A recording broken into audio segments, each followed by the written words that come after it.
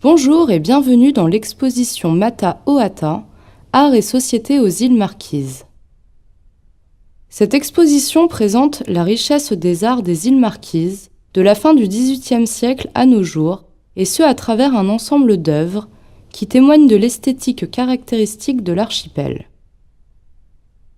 Organisée de manière chronologique, l'exposition montre l'ingéniosité et le talent d'adaptation des artisans et artistes spécialisés d'hier, mais également d'aujourd'hui, ainsi que la transformation de leur art. Une galerie de portraits traverse l'ensemble de l'exposition afin de représenter l'évolution de la vision des Marquisiens par les Occidentaux. La première section présente la perception qu'ont les Marquisiens de leurs îles, à travers notamment l'évocation du mythe de leur création. Elle introduit l'importance de la généalogie dans la société marquisienne et les thèmes récurrents de son art. Le corps humain en général, mais surtout le visage et principalement les yeux, désignés par le même mot, mata. Ohata peut être traduit par éclairé, brillant, clair, pur, miroir. Les sections suivantes présentent l'esthétique sophistiquée et complexe de l'archipel entre la fin du XVIIIe et le début du XIXe siècle. Des objets du quotidien sont regroupés à travers 4 thèmes. Le premier, intitulé Nature et vie quotidienne, révèle les paysages particuliers de ces îles et les éléments constitutifs de la vie marquisienne. La section présente l'organisation de la société, divisée en plusieurs classes.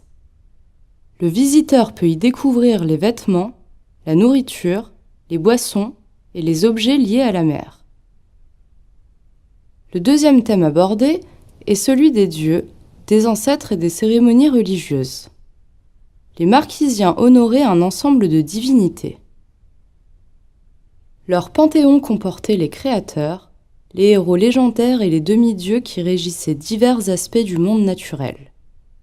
Les déités tutélaires veillaient sur toutes les activités et sur tous les domaines de leur vie.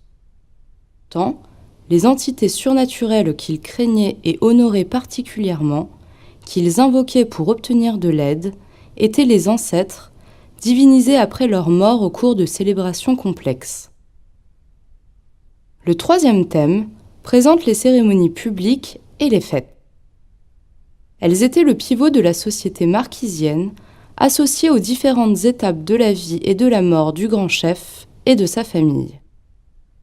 La communauté se rassemble dans un endroit appelé Tohua.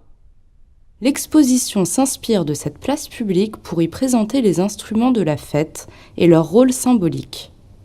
Elle présente également les attributs de l'homme paré: ornement de la peau, tatouage marquisien, ornements de tête, d'oreilles et de cou. Le dernier thème traite de la guerre. Elle était une part essentielle de la vie des Marquisiens.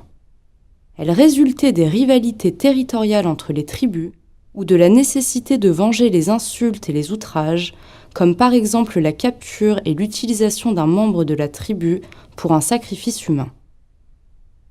Cette section présente le guerrier marquisien. Homme paré ultime, il manie les outils puissants que sont les frondes, les massues et les lances. La section 6 aborde les Marquises au tournant du XXe siècle. L'arrivée des hommes venus de l'Occident a marqué le début d'une période de bouleversement et de mutation. Pendant les premières décennies du XIXe siècle, les Marquisiens ont conservé la plupart de leurs pratiques culturelles. Mais à mesure que les visites des étrangers se multipliaient, sont arrivées des coutumes et des matériaux nouveaux qui ont transformé la vie des Marquisiens.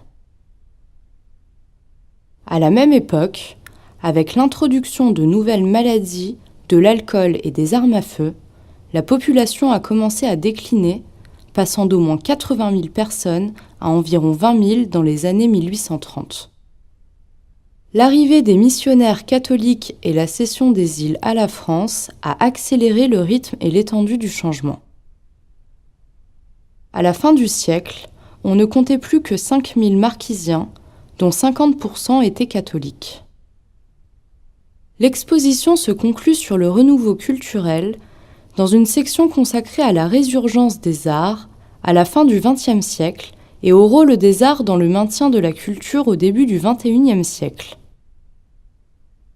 Comme un miroir par rapport aux premières sections de l'exposition, la dernière salle évoque principalement la résurgence du tatouage et l'importance des festivals de danse et d'art traditionnels qui démontrent la vivacité d'une tradition non acculturée.